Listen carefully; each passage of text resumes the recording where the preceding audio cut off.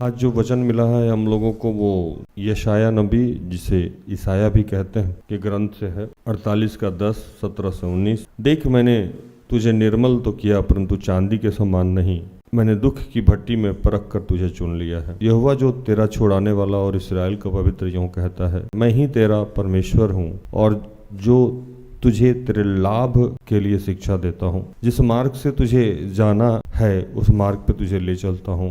भला होता कि तूने मेरी आज्ञाओं को ध्यान से सुना होता, तब तेरी शांति नदी के समान और तेरा धर्म समुद्र के लहरों के समान होता। तेरे वंश बालू के किनकों के तुल्य होते और तेरी निज संतान उसके कणों के समान होगी।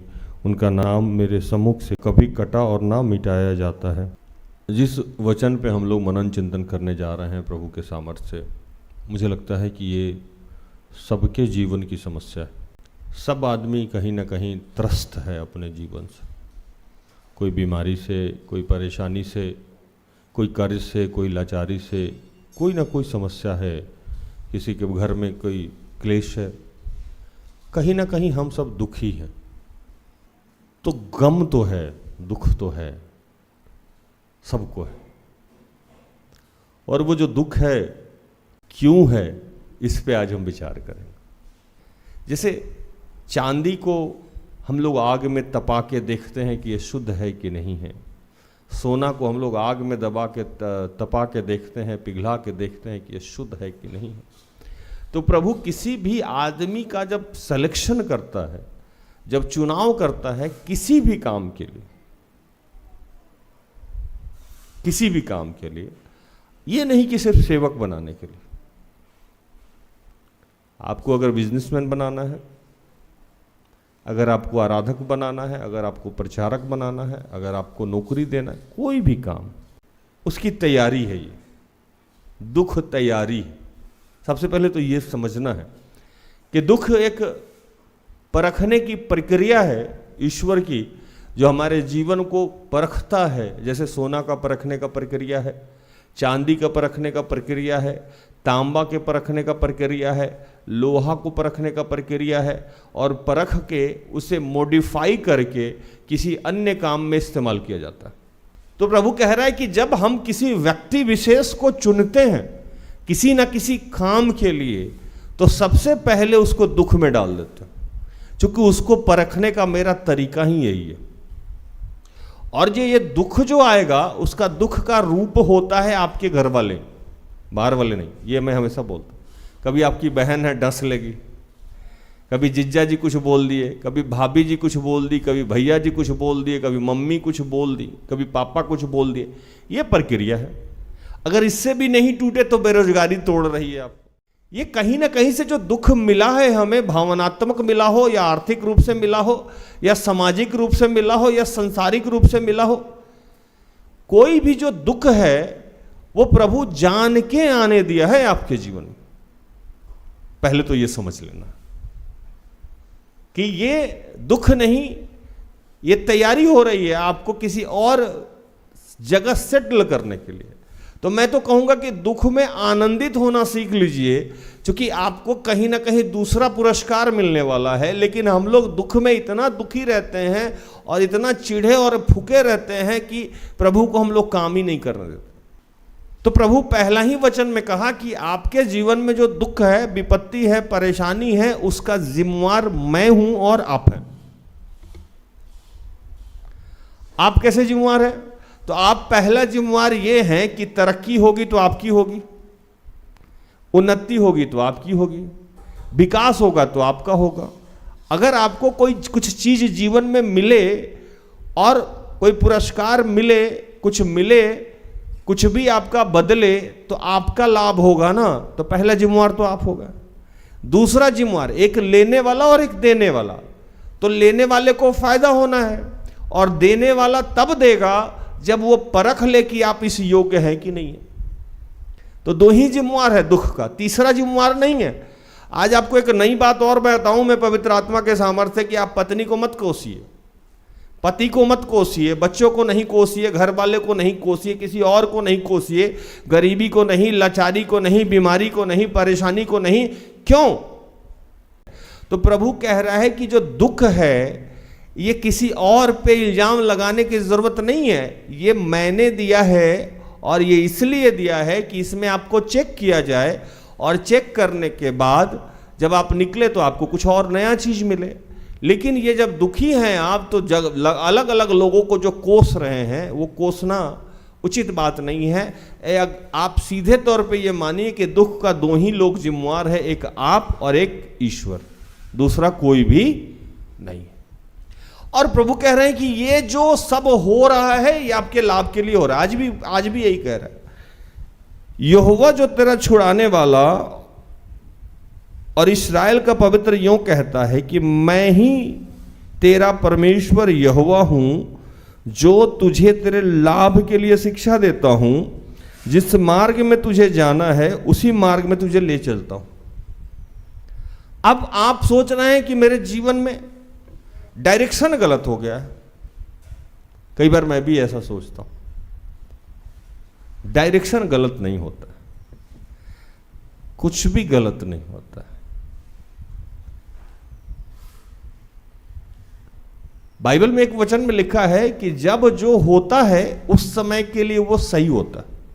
उपदेशक ग्रंथ को जब पढ़िएगा तो उसमें लिखा है कि जिस समय जो काम होता है वो उस समय के लिए उचित है, अनुचित नहीं है। अब एक घटना मैं बताता हूं आपको, उसके पहले एक और वचन पढ़ लूं। भला होता कि तू मेरी आज्ञाओं को ध्यान से सुना होता, तब तेरी शांति नदी के समान और तेरा धर्म समुद्र के लहरों के समान होता। कह रहे हैं कि अगर आप किसी भी अवस्था में प्रभु की बातों को सुनने के आदी हो जाते हैं, तो ये जो दुख है, ये जो विपत्ति है, ये जो समस्या है, जिसको प्रभु ने कहा कि एक प्रक्रिया है आपको चेक करने का, आपको इस्तेमाल करने का, आपको टेस्ट करने का, और जो भी आपके जीवन में हो रहा है वो मैं ही कर रहा हूं, और जिधर से भी लेके जाना है वो मैं ही लेके जा रहा हूं। लेकिन इस बीच में क्या है कि बहुत सारे लोग दुख में, विपत्ति में, समस्या में फंस के वो सबसे पहले जो त्यागते हैं वो किसको त्यागते हैं भूषण भाई? ईश्वर को।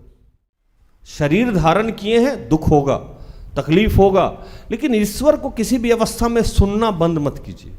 ईश्वर के लोगों को सुनना बंद मत कीजिए, क्योंकि इससे आपके दुख की समाप्ति नहीं होगी, दुख बढ़ जाएगा, उसका ड्यूरेशन बढ़ जाएगा। अगर आपकी परीक्षा 1 महीना की रखी गई है, आपकी प्रक्रिया 1 महीना की रखी गई है, आप टूटने को तैयार नहीं है, आप पिघलने को तैयार नहीं है, आप ईश्वर को सुनने को तैयार नहीं है। जैसे सोना का क्वांटिटी 1 किलो का सोना आग में रख दिया जाए और वो पिघल ही नहीं रहा है, तो सुनार क्या करेगा? उसको आग पे रखेगा कि उतार देगा? रखेगा। जब तक वो पिघल नहीं जाता है तब तक सुनार उसको आग से हटाएगा नहीं, क्योंकि जब तक वो पिघलेगा नहीं तब तक वो किसी और रूप में नहीं ढाला जा सकता है।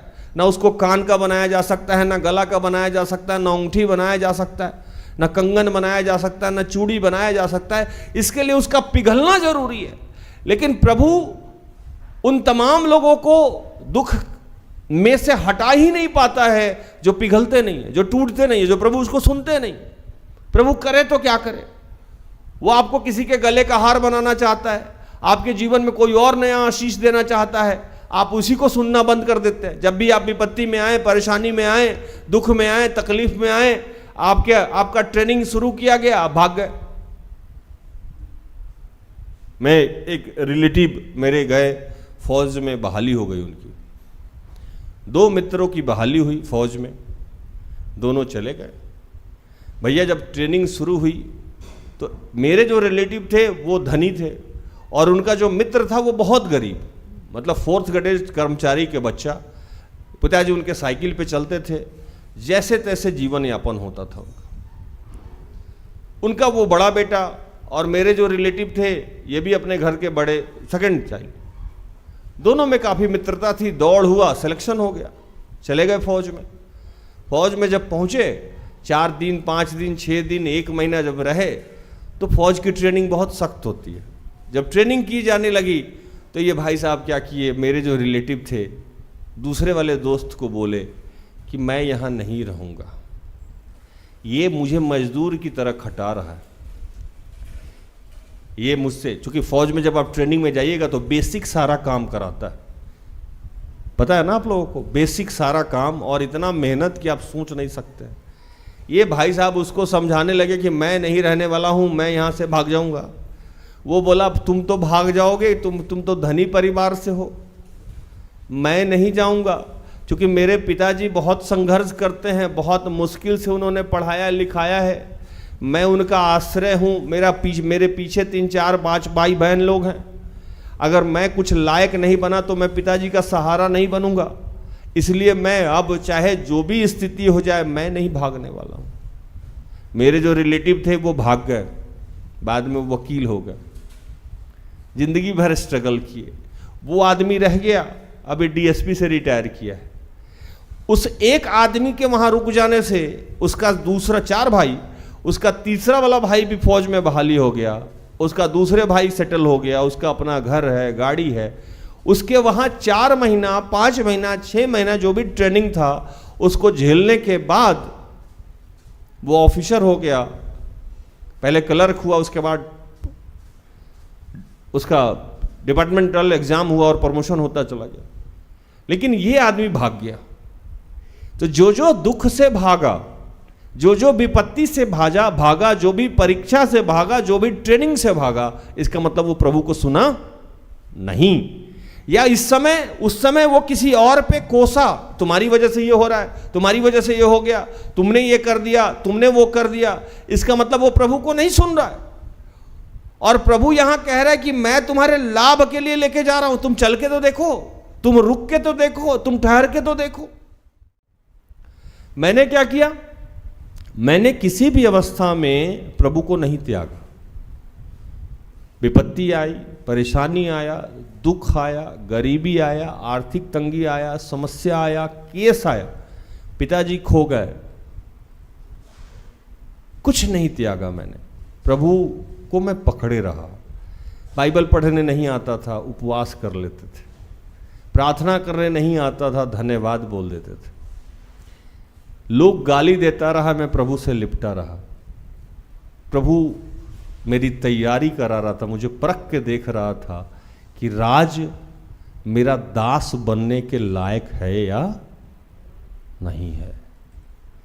अगर इसके जिम्मे हम अपने बच्चों का हाथ देंगे तो क्या इसका विश्वास मेरे ऊपर है?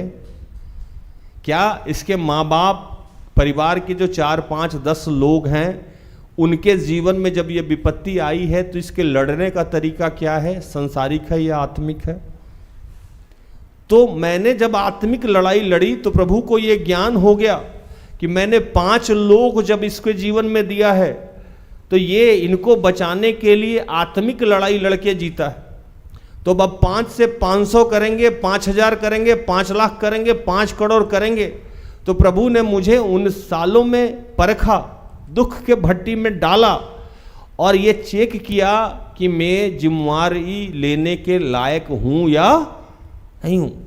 जब उसे लगा कि नहीं ये लायक है तो वो मुझे अब सिस्टर एस्थर से जोड़ना था उसको। भला मैं उसी मार्ग में लेके जाता हूं जो तेरे लाभ के लिए है। अब सिस्टर एस्थर दूसरे जाति, दूसरे प्राणी, दूसरे धर्म, दूसरे समुदाय से मिलेंगी कहां? तो पता मिलना था जेल में।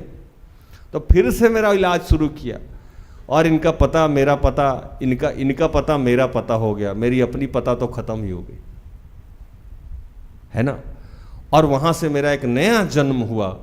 बाबा राज, फादर राज, ब्रदर राज, पापा राज, किस नाम से मुझे बुलाया जाता है। तो प्रभु ने इतनी बड़ी सेवकाई का प्रबंधक बनाने के लिए ये सारा इलाज मेरा किया। आज भी जब मैं किसी समस्या में पड़ता हूं तो सबसे पहले मैं एक ही काम करता हूं, उपवास। मैं 2 घंटा 4 घंटा घंटों प्रार्थना में नहीं बैठ पाता हूं, वो सिस्टर एस्थर का काम है। मैं तुरंत उपवास में चला जाता हूं। मैं 10 मिनट प्रार्थना कर सकता हूं, मैं आधा घंटा प्रार्थना कर सकता हूं, मैं 1 घंटा। लेकिन कोई कहे कि मैं 5-5 घंटा लगातार प्रार्थना में बंद कमरा में बैठूं, कैसे बैठूं? मैं सीमेंट भी देखना है, बालू भी देखना है। मुझे तो बस जहन में एक ही बात याद रखता है, मेरा पिता शक्तिशाली है, गर्भ से रचा है और वो जानता है कि मैं पापी हूं। आज से नहीं, वो जानता था कि मैं गर्भ में ही से पापी हूं। एक वचन पढ़िए उसमें। हाँ, निश्चय तूने उन्हें ना तो सुना ना जाना, ना इससे पहले तेरे कान ही खुले थे, क्योंकि मैं जानता था कि तू निश्चय विश्वासघात करेगा और गर्भ ही से तेरा नाम अपराधी पड़ा है। ईश्वर कह रहा है, मैं जान रहा हूं तुम सुनने वाले नहीं हो, मैं जान रहा हूं कि तुम मेरे साथ विश्वासघात करोगे, मैं जान रहा हूं कि तुम गर्भ से ही अपराधी हो। अपराध करना तो हमारी और आपकी प्रवृत्ति है। कभी जान के करते हैं, कभी अनजाने में करते हैं, कभी मन के सुख के लिए, कभी तन के सुख के लिए, कभी किसी और के सुख के लिए, कभी बहाने से, कभी अनजाने में, कभी जान के, कभी प्लान करके। पाप तो हम रोज करते हैं। मैं गिर रहा हूं, पढ़ रहा हूं, चल रहा हूं। आज मेरी दशा वही यीशु की तरह होती जा रही। मैं क्रूस लेते लेते गिर जाता हूं, फिर उठता हूं, फिर चलता हूं। मैं अपनी दुर्बलताओं में गिरता हूं, मैं अपनी कमियों में गिरता हूं, मैं अपनी परेशानियों में गिरता हूं, आर्थिक तंगी में गिरता हूं, लेकिन क्रूस ढोना नहीं छोड़ता हूं।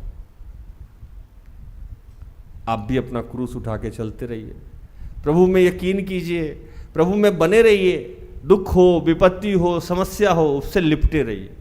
कुछ नहीं आता है तब भी लिपटे रहिए, प्रार्थना नहीं आता है तब भी लिपटे रहिए, बाइबल पढ़ने नहीं आता है तब भी लिपटे रहिए, उपवास नहीं हो रहा है तब भी लिपटे रहिए। प्रभु से कहिए कि प्रभु मैं जाऊंगा नहीं, मैं तुम्हें छोड़ने वाला नहीं हूं, क्योंकि मैं जानता हूं कि सारी परिस्थिति का सृजनहार तू है, इसका आरंभ तूने किया है, इसका अंत भी तू ही करेगा।